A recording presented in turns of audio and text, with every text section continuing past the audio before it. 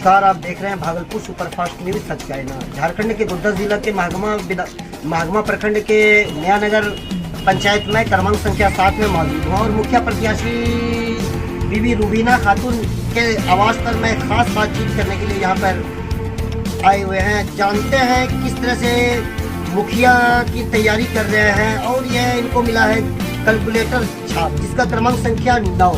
तो मैं जो यहाँ पे बैठे हुए हैं उनके सुपुत्र है, मैं उनसे बात सबसे पहले करता हूँ कि आप एक बार पहले अपना परिचय दे दें। बहुत बहुत शुक्रिया आपका जो आपने मुझे जिलाने रूप में आपको बताने के लिए आए, इसके लिए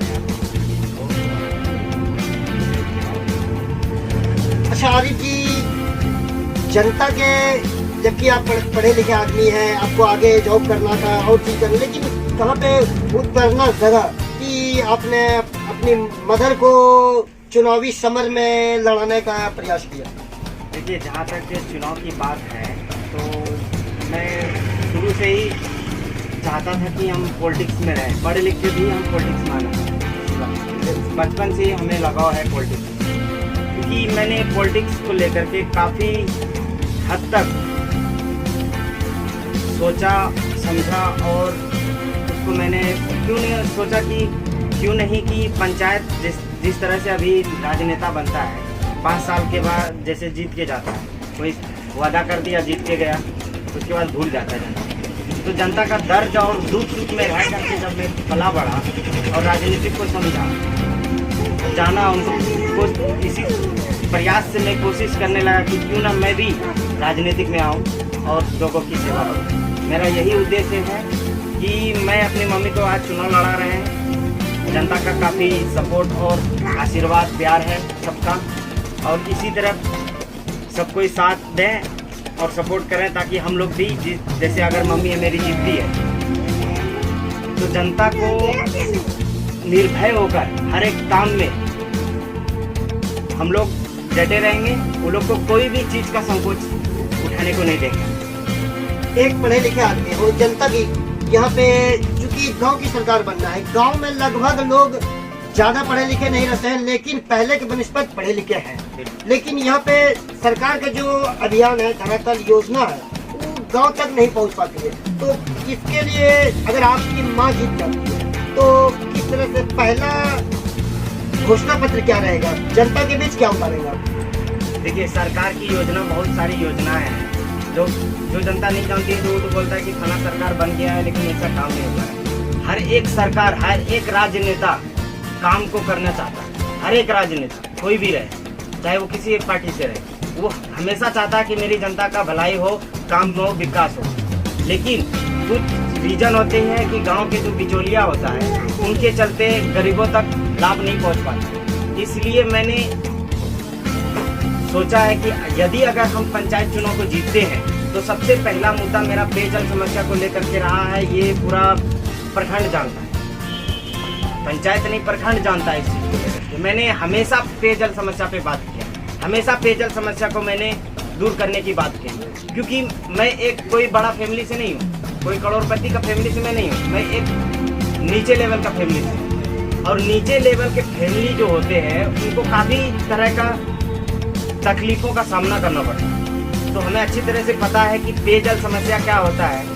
तो इसके लिए मेरा पहला मुद्दा यही है और पहला घोषणा यही है कि मैं जीतने के बाद सबसे पहला कि पूरा पंचायत का पेयजल समस्या जो दूर है, जल नल योजना भी लाएंगे, चापाकल का नया चापाकल का निर्माण कर मतलब दिलवाएंगे चापाकल क्षेत्र में। उसके बाद दूसरा मेरा प्राथमिकता है कि शिक्षा को लेकर के।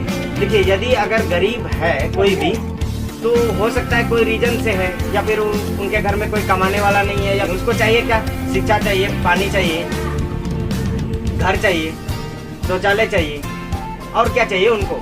किसी जनता से कमाया उनका पैसा नहीं मांग रहा है कोई भी जनता, अब मांगता भी नहीं है, जनता को यही चाहिए। तो मेरा यही है कि ये सब योजना जो है इनको अब मैं बहुत अच्छी तरह से लाऊंगा जो कि पंचायत का हर एक गरीब को मिल सके। तीसरी बात जो है वो पीसीसी को लेकर के।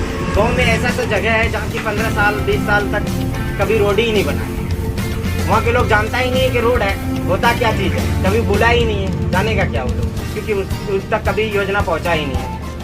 तो ये उनके साहबजादे हैं रूबीना खातून का। अब मैं जो प्रत्याशी है रूबीना जी, मैं उनसे बात सबसे पहले मैम भागलपुर सुपरफास्ट न्यूज में आपका इस्तेमाल है, खुश आमदेद है, मुबारकबाद है, वेलकम है। सबसे पहले जितने भी आदमी लाइव देख रहे हैं उन सबको धन्यवाद और सलाम प्रणाम और जोहार कर रहे हैं। और मैं नया नगर पंचायत से लेडीज के लिए अगली बार मौका मिला है और मैं पंचायत में इतने दिन से घूम रहे हैं, तो जैसलमेर का माध्यम से हम घूम रहे हैं और सारे जनता को उनको देखने में मिल रहा है कि ऐसा ऐसा विधवा और पड़े हुए हैं, उनके पास में कोई कमाने वाला आदमी नहीं है, छोटा छोटा बच्चा है। उनका मजबूरी देख करके हमको ऐसा लगा कि कम से कम अगली बार हम लोग को मौका मिला और उन लोगों को देखने वाला कोई नहीं होगा। और जीतने के बाद जितनी भी जनता है जो भी हमको साथ नहीं देना है, लेकिन वो जनता को सारे जनता को हाथ उठा के बोलते हैं, दिफा करते हैं कि सबको सारे सामने में बोल देंगे, सबको हमको वोट देके जिताया गया है। और सबकी जिस तरह से इस पंचायत में हम खुद अपने से प्रेस कर रहे हैं कि हमको वोट देकर के अपनी बार कम से कम मौका देकर के हमको मुखिया बनाने का कोशिश कीजिए। मैडम पहला सवाल आपसे, आखिर क्या कारण होगा जो कि एक महिला हो के आप मैदान में कूद पड़ी? महिला तो परेशानी देख सकता है, महिला जेंट्स कभी नहीं देख सकता है। महिला का मजबूरी इतना रहता है कि कोई उसका मजबूरी नहीं समझ पाता है। इसलिए हम लोग को अगली बार सरकार मौका मिला है, तो अगली बार हम फील्ड में उतरे और महिला का मजबूरी देख करके काफी हमको लग रहा है कि किसी तरह से हमको कोई भी योजना मिले जाके उनके परेशानी को हम दूर करें। ऐसा हमको मजबूरी देखने को मिला कि अभी तक उसके घर में विधवा नहीं है, जिंदा नहीं है, घर कराने का दिक्कत है और पानी का समस्या नहीं है, उसका बच्चा पानी के लिए प्यास रहा है, तरह से उसका देखने वाला कोई नहीं। लेकिन जनता का इसमें भी परेशानी है कि जनता एक थोड़ी थोड़ी बात के लिए बिकने के बाद चीटी के तरह वो सब बिक जाने के बाद जनता की ही गलती होता है। जनता सही ढंग से अपना अधिकार जमा करके अच्छा प्रतिनिधि देखने के बाद वोट डालने के बाद कभी इस जिंदगी में इस पंचायत में कभी इस तरह से परेशानी होने का काम नहीं करेगी। आपसे पहला सवाल। दूसरा सवाल कि आपको कहाँ पे लगा आप जनता के बीच जा रहे हैं, मुद्दा क्या है, क्या कह रहे हैं जनता के बीच, किस तरह से आप जनता से अपील कर रहे हैं, क्या कह रहे हैं कि आप हमको वोट दीजिए, आपको क्यों वोट दें? जो भी जीत के जाएगा फिर वही हो जाएगा, तो फिर आपको क्यों? जनता का कहना है कि मुझे हर आदमी हर प्रत्याशी आते हैं, वादा करते हैं, फिर चले जाते हैं, आप भी तो वही, तो आप क्या विश्वास दिलाते हैं उनसे? आप उसके विश्वास ये दिलाते हैं कि अभी हमको किसी तरह से वोट दे करके हमको जितावें। और जिस तरह से हम अभी धूप में इतना और परेशानी रोड में घूम रहे हैं, तो उस तरह से हम मौका फिर उम्मीद नहीं है कि फिर मौका उस तरह से हम जनता को बोलने का मौका हम देंगे। ऐसा काम करेंगे, दूसरा कैंडिडेट इस पंचायत में हम घुसने के लिए नहीं देंगे, मेरा वादा है। ये आप पता है कि आपको प्रखंड में बैठना है, जो कि प्रखंड